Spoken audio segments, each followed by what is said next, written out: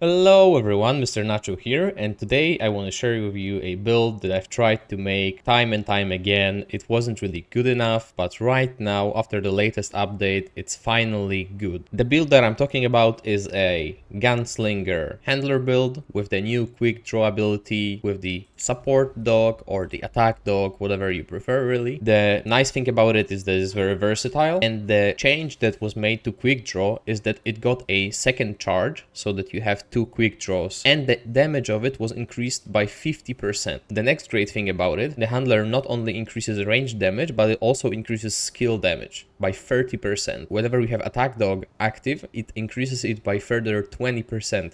So it actually increases the skill damage and range damage by 50% whenever the skill is active, and with our setup it will be active all the time. So you will see the quick draws, the charged ones, hit for like 7, maybe 8,000 sometimes, and the quick ones will do like 450 to 500 damage per bullet with like 6 shots. So the cooldown on it right now with our setup is 22 seconds, which is very good, but it will be even lower thanks to the Sapphire Dreamstone. What it does is it reduces the cooldowns of our skills by 3%, and it can only happen every 2 seconds. It basically allows us to have our attack dog almost permanently, and it really decreases the cooldown of our quick draw. We have Gunslinger as main right now for the loaded perk, so whenever we activate the Gunslinger skill, both weapons are instantly reloaded and gain infinite ammo reserves on all weapons for 8 seconds. This allows us to use our Merciless and not really have to care about the reload at all. We can fire 150 rounds in succession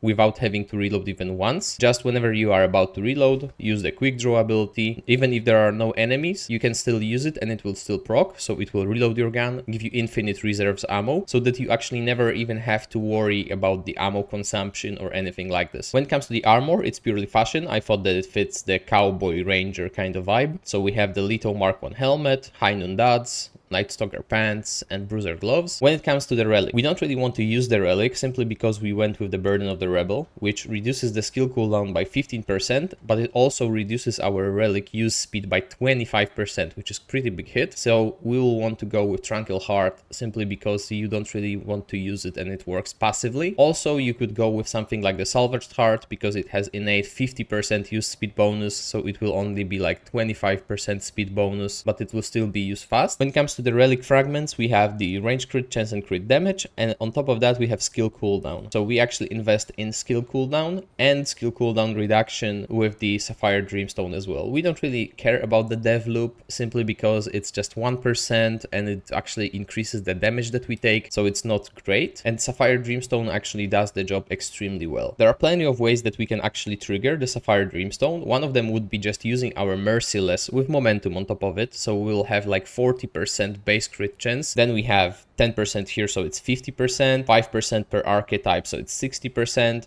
and Abrasive Whetstone gives us another 15%, so it's 75% crit chance without really having to invest too much into it. So we will be able to proc the Sapphire Dreamstone extremely consistently. And the other thing that can actually proc it is the Nano Storm, because it can crit. Let me actually just show you, and we will just use the mod right now.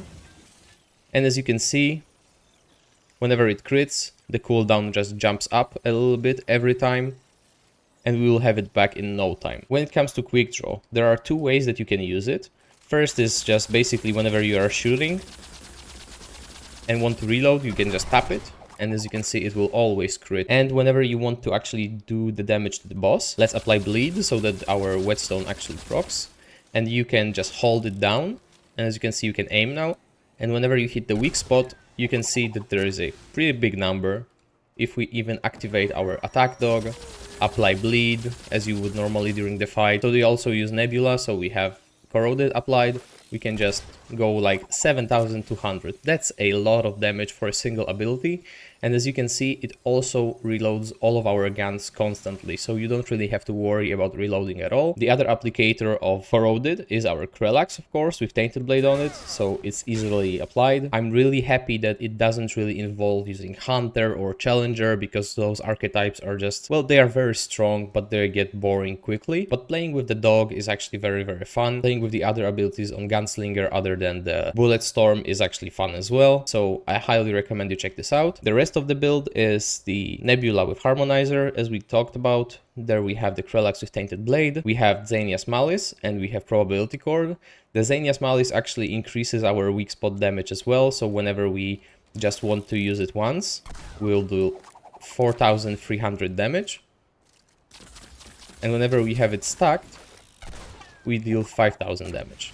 On top of that, we can also use the dog to increase our damage, we can apply bleed to increase our damage, and we can use Nebula to increase our damage even further. So there's a lot of amping up that you can do so that your Quickdraw actually deals a ton of burst damage. But other than that, it's just a very easy way to attack enemies that are far away that you don't really see, like Red Prince. Whenever he is in the flame, you don't really see him, but you can just press it and it will automatically just damage him. And it's extremely good for mobbing. Whatever just comes your way, if it's not an elite, you can just press the button and it will just delete the mob instantly. When it comes to traits, we have Triage and Regrowth, simply because we want to be kind of tanky anyway, and we will want to ramp up our healing from the Tranquil Heart. You can also go with, instead of the attack dog, for the support dog, so that you will be more useful to your team. Then we have Fortify to be even tankier. Flashcaster is quite important because it allows us to cast our Quickdraw extremely quickly, because without it, it's pretty sluggish. Then we have Vigor and Spirit to increase our mod generation and to increase our health. Then we have Expertise to reduce our skill cooldowns, which is crucial for this build. Then we have Handling, so that we can actually use the Merciless quite easily without it kicking. And then we have Rugged, so we increase the health of our archetype summons, so the Handler's Dog, by 90%. You can actually get away with using no handling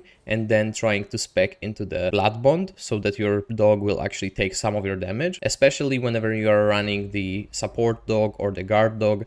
Then the dog is much tankier, or the dog will just recover more HP, and then you will be able to just be more tanky yourself. This is a very fun build that you can play with your friends. If you don't really feel like playing with the Merciless, or if you feel like being more of a support role, then you can easily replace Gunslinger with Handler as a main archetype, so that you can revive your allies or you can revive yourself. Then you can use the Quickdraw just as a damaging ability, and then you can go with something like the Black Maw with either corrosive rounds or the Overflow.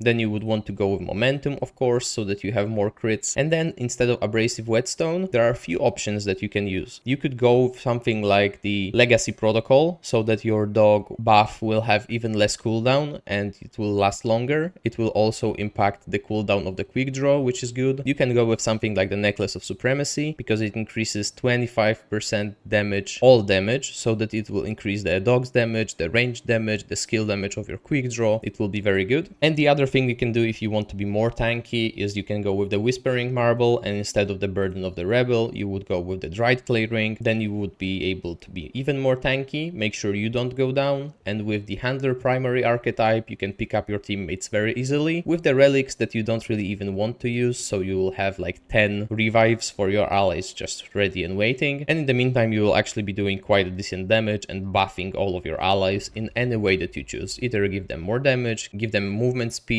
and give them health regeneration, or just give them more damage reduction. So this is all for the introduction. I will show you right now the clips that I've made with Spoon while we were playing on the multiplayer, so that the bosses will actually have more HP and that they will actually do some more damage to us. So I really hope that you enjoy it, and as always, have a great day.